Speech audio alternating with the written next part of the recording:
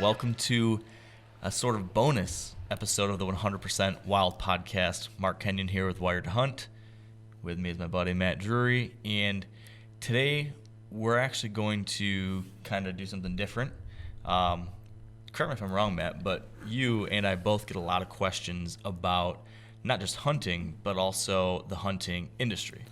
You know, how to work with the things that we love, deer hunting and stuff like that, right? Yeah, I mean, that's probably the number one question outside of why did you guys get rid of DVDs? That's probably the number one question I get, via email or on social media. It's always, how can I break in? And I think I can always tell when it's a younger person sending us an email, like a high school age kid. The email is structured a little differently. Yeah. But I think, a lot of people see the outdoor channel, sportsman channel, Pursuit, whatever, the people doing it online and think, all right, how can I get into this? I love hunting. All right. I'm maybe at that age in my life, I don't really know what else I want to do yet. I want to hunt for a living. Yep. So that's usually where the email comes in at. Yeah. I get lots of the same questions. And it's a worthwhile question to ask. So I thought maybe today in this kind of different episode, we talk about that. We talk about maybe our own experiences, maybe some recommendations for those out there that want to get into this line of work, if it's a good idea. I don't know, would you, given your experience in this now, would you recommend the idea of, if someone was thinking about getting into the hunting industry in some way, would you say, yeah, it's a good idea, or maybe not? Well, I think so. Almost every, and I answer as many emails as I can and try to reply to everybody. And so usually what I say is, and Mark and Terry have said this so many times, if they were to get into the industry today, or if they wanted to, they don't know that they would, because it's so oversaturated. It's much different than what it was in the late 80s, mid to late 80s. There wasn't hardly any industry. There was no industry. Yeah. Literally, it was created. I mean, there was a few guys, doing videos back then, but there wasn't much there. And so things have definitely changed and evolved. And what I would say is, if you want to get into this industry, I think you have to go into it. Don't go into it with rose-colored glasses. Go into it with your eyes wide open, because you're not going to get into it and then just be Lee and Tiffany or Michael Waddell or Mark and Terry or the Shockeys. Like, it doesn't just happen. And, those guys that are big names now, they started in the 80s and the 90s, and late 90s. And, I mean, there's a lot of time and effort. And in like Michael's case, he was a cameraman forever, and Jim Shockey was a guide for the longest time and started videoing their hunts and stuff like that. I mean, Mark and Dad, it was, killing 2-year-old deer, which is what they had to hunt at the time. So it was a long, long road to the point where the people that you kind of say, okay, I want to be like that. Well, it was a long way for them to get to that point. So your real question needs to be, what do I need to do in order to at least get my foot in the door? Yeah. Right? Yeah, and I think also it comes back to what you just said, the expectations too.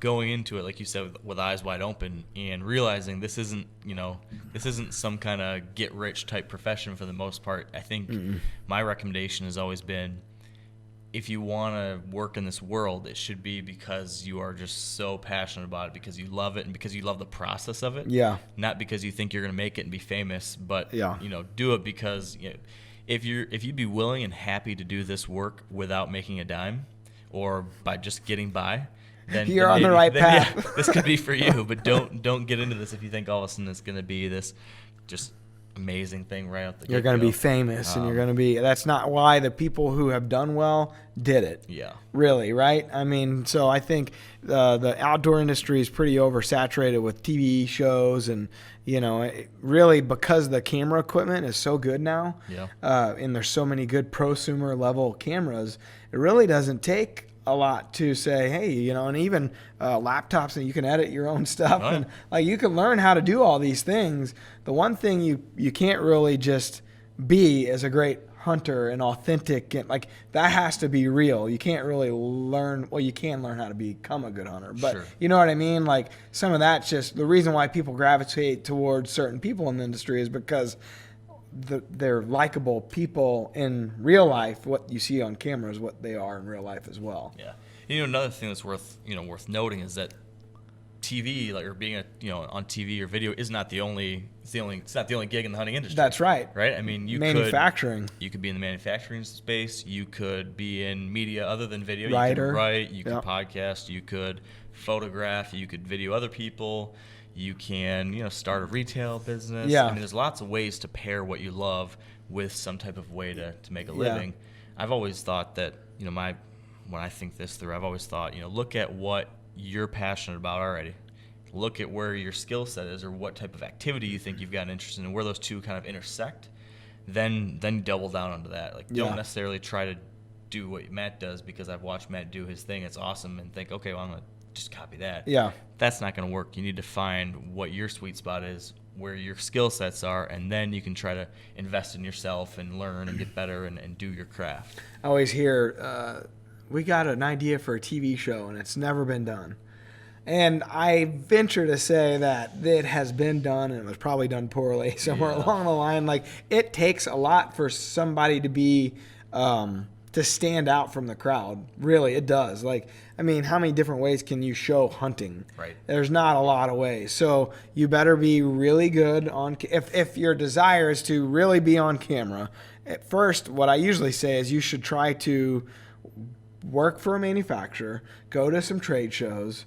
Learn the industry, because there's a business side to it. I mean, it's not, there's a passion that meets a business, and so airtime's expensive. If you really want to be on TV, airtime's expensive, and so you got to pay for that. So you got to get sponsors, and sponsors get hit up every day, a million different ways, from somebody that says, I got a show idea and it's different, it's never been done.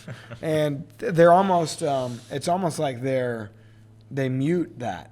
I mean, really, and that's unfortunate, because I'm sure there are tons of people out there with great ideas, but you're not going to be taken seriously out of the gate unless you are funding it yourself, really. I mean, and there's some people that do that, and you kind of can see through that a little bit sometimes. I mean, no knock on anybody, but usually you're if you see a show and you're like, how does this guy get a show?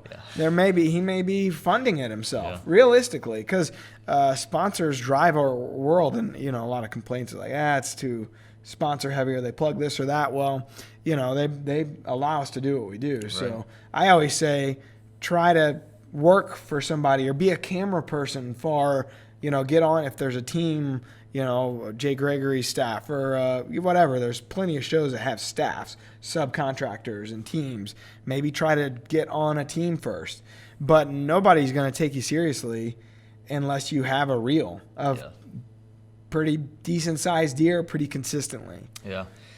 I mean, my story, it kind of falls into that a little bit. Not on the video side, but I mean, when I started Wired to Hunt, I spent 3 years working almost every single day, writing, photographing, working on the website, trying to improve things every single day for 3 years before I made a dime.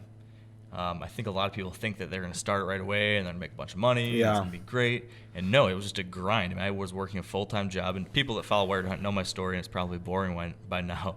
But I worked my day job. I'd come home, have dinner with the girlfriend, and then I'd work all night, and then I'd wake up at 4 in the morning, and I'd work in the morning before going to the day job. And I loved it so much, and I believed in this idea so much that I kept going at it. I think if you have that kind of excitement and drive, I think it's definitely possible. But I think you need to go into it with expectations that it's going to be a grind. It's going to be a lot of work, whether it's video, whether it's going to be your own business or your own product or whatever it's going to be.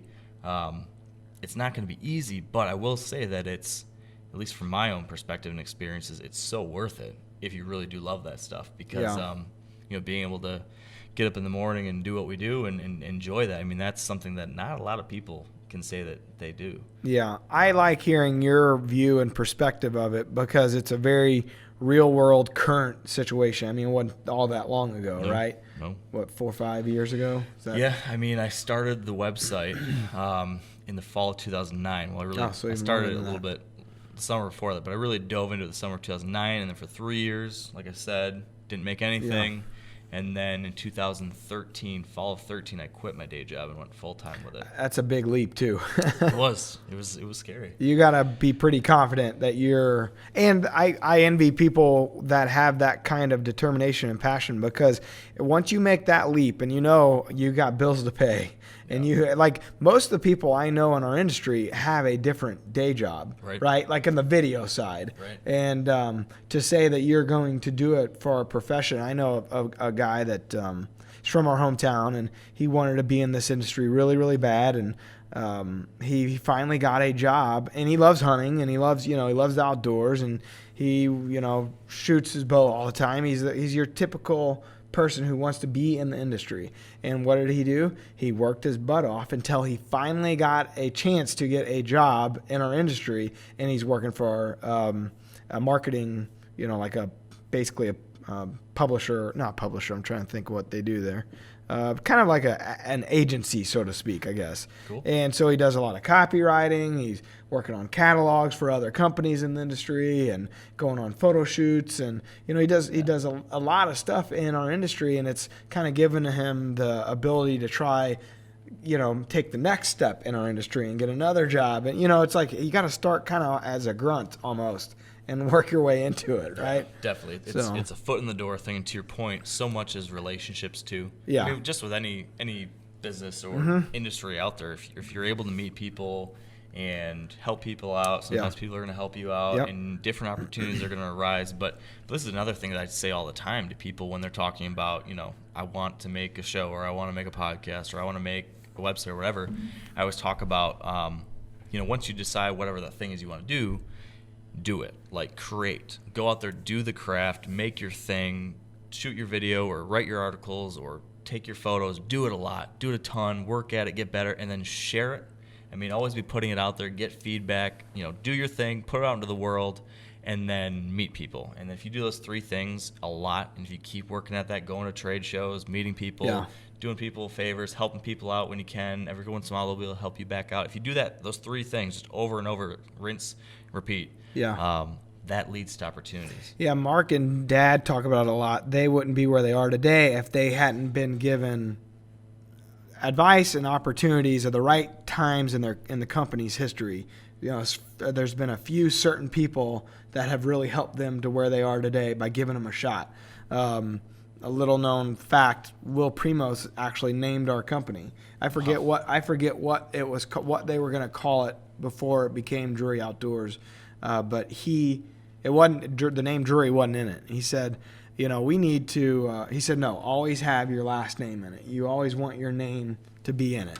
And so they called it Drury Outdoors from there. So makes just sense. Little things like that. And that was, in the late 80s. And then Toxie giving him a chance at Moss Yoke. And then there was a guy by the name of Sheen Ray who was kind of a crook, it turned out, but he gave them the start as far as telling them how to put together a video and about the rental shelves, which is where we got our start, renting out our VHS tapes to rental, little Blockbuster mom and pop type stores all over the country. So there's just little things along the way that's kind of helped us where we are. And I always try to, those were days before I was here, obviously. And so I always try to keep that into perspective as, say, somebody comes and has a great idea or wants something, and you don't want to not give somebody the time of day. You want to try to give everybody the respect, and because for them it's the most important thing they got on their mind, their idea. You know what I mean? So if you can give them a little bit of advice or maybe put them in contact with the right person, because like always we get people emailing us like a new product they're designing or creating, and they think it'd be great for the industry. And sometimes they're great ideas, but we don't actually manufacture anything. Right. So I usually try to put them in touch with a sponsor where I feel like maybe if you teamed up with so-and-so, that might help you, they might purchase it from you, or they might bring you in or whatever. So I think getting a break is a big part of it, just getting a break. Yeah, and to get a break, you got to put yourself out there. Yeah, and if you don't have something to put out there, so anytime somebody says, I want to be on a show, and I'm like, send me your reel, and they're like, I don't film, how do I know how good you are until I could see it, So to your point. Yeah, another thing that I think is a little bit of a myth in the hunting, the outdoor industry, whether it be hunting, fishing, anything, is that people make money just going out there and hunting all the time, right? I don't think there's almost nobody out there who hunts for a living. I think anyone in the hunting industry is hunting to some degree, but they're doing something around that, revolved around that. So I'm kind of curious if you'd be willing to share, it might be interesting for people to hear what our actual jobs are like, because some people might say that we hunt for a living or are in the hunting industry, but what does that actually look like for you? Yeah, so what's your day-to-day? Yeah, for the most part, I mean, day-to-day is, come to the studio and work all day and go home, and it's an hour drive to the office, an hour drive home, and I mean, the day-to-day grind is sitting in front of this laptop and answering emails and phone calls and talking to sponsors and our team and our production staff. And I mean, the hunting side, it was funny. The other day, one of our staff members put up on social media a picture of the four of us, Mark, Taylor, Terry, and myself. And it was from a recent photo shoot. And somebody said on there, this should be titled, Matt Works While Everybody Else Gets to Play. And I said, well, if they didn't play, if they weren't so good at what they did, I wouldn't have a job. I mean, my job is not hunting at all, so I always feel like I connect with your average guy a little better because I'm working in here all the time. And if I get out, it's going to be an evening hunt here or there, and I just wait till the weather's right. And it's at a lease that's suspect at best, as we've talked a lot. I wish I had a better spot, but it allows me to get close enough to home, and that means close enough to home is 45 minutes north of the studio and an hour and a half from my house. So it is what it is. I love doing this, but me being involved in the hunting industry has very little to do with the hunting itself for me. Right. Turkey season's coming up. I might get 2 days to hunt, turkey hunt. And I love to turkey hunt. It's my by far more favorite thing to do than deer hunt. Wow. But I'll be there 2 days probably, opening day, and it's just the reality of it, because there's the business side of it, somebody has to attend to those affairs, and realistically, Mark and Terry and even Taylor, they're good at each thing they do. And if we're going to maximize each other's abilities, my best ability is to be here at the studio. Mark's is to be on his farm. Terry's is to be on his farm. Taylor's going to be at Mark's there, or working on our social media for us. You try to pinpoint everybody's best ability. So in your case, what's your daily day look like? Yeah, I mean, most of the years like yours, where I'm get up in the morning, deal with emails, deal with social media, writing articles, recording podcasts, recording videos, editing podcasts, editing videos. I mean, it's a lot of desk time. So it's very similar to a lot of people out there working an office job. But, what I do have is, one, the content, the stuff I'm talking about, writing about, reading about, whatever, it's related to what I love. So it's about hunting and the outdoors. So that's a blessing. And then number two, what I do have now, I do have flexibility. So I do have the flexibility that, because I'm very fortunate to have my own company. If a cold front rolls through on November 5th or October 20th, I'm going to be in the tree. Same here. If it's turkey season and I want to come in late on the mornings, I can do that. If I want to work from my camper somewhere else across the country, I can do that. So I've got that flexibility to live a lifestyle that I want to live, and that's what mattered a lot to me. So I'm not making a lot of money. I'm not going to be big, rich, famous, anything like that, but I'm able to have a lifestyle that means a lot to my wife and I, and I'm able to do work that I think makes a difference and is meaningful to me, and that's like a dream come true. Yeah, that is. But it's a lot of work. It's rare. Yeah. It's a lot of work, but it's rare to find that where you can, you got to be really driven to make that work for you. Yeah. You know what I mean? Because you still got to pay bills. Yes. Like, to do all those things, whatever you're doing, even if you're passionate about it, it still has to be somewhat successful for you to continue to live that lifestyle. Yeah. It's a matter of how bad do you want it. That's right. How badly do you want that lifestyle or that freedom or whatever it is? And I think a lot of people want it, but they say they want it, but they don't want it so much to risk the fancy car or to risk the comforts and the stability of whatever income they have right now. Yeah. Or not everyone is in the position where they can take that kind of risk. I understand that, but there's some people who talk a lot about, I wish I could do that, and they can. They just aren't willing to sacrifice going out to eat for a year, or they aren't willing to not buy the big new truck. Yeah. It comes down to choices, and everyone's in a different place. But I think there are people that if you're willing to make the sacrifices and go in, it's worth it if you love that enough. I agree. So my situation's a little different. I obviously was born into this. I mean, well, I wasn't born into it, but grew into it, I guess, Sure. because they started I was born 81. They started 88, 89, and I actually didn't really have the passion for the hunting side as much as the production side. Like, I knew that I liked to do that side of things, and when I went to college, that's where I focused in on. What little did I realize is they had Mark and Terry kind of set my path for me, because I was helping them do EDLs, edit decision lists, back in the linear days, and now it's non-linear editing. You can move everything around all day, every day. But back then, you had to create your edit decision list before you ever went to a studio, because it cost you time and time and money there when you're at the studio, because we didn't have a facility. We were renting something to and had an editor there that we were using his time or whatnot. So I learned at an early age how to do these EDLs, and by the time I got to school, I didn't even know I wanted to be in production.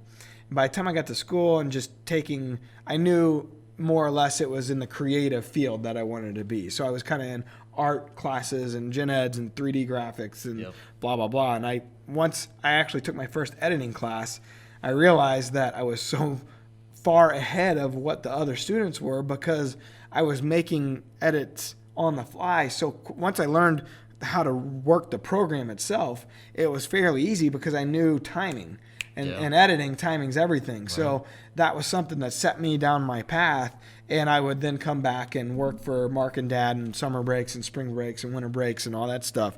And Mark offered me a job there, my last break home, before I graduated, and I took it and never looked back. And it's evolved into what I don't actually get to edit anymore or anything like that, but it's evolved into what it is now. But that set me on my career path, even though I didn't have the passion for hunting like they did at the time.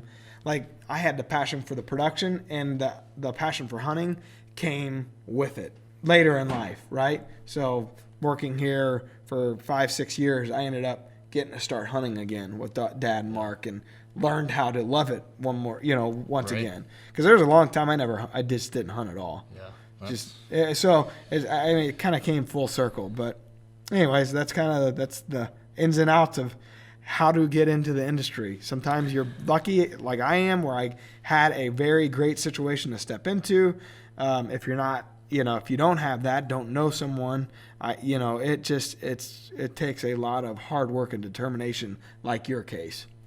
But I mean, to some of the things you talked about, even in my case, when I didn't have, I didn't have family or anything like that, whatever small level of success I've had to date has been in large part due to other people helping me still too. People giving me a chance, people giving me a shot, people giving me advice, doing stuff with you guys, doing stuff with other people. All those things help.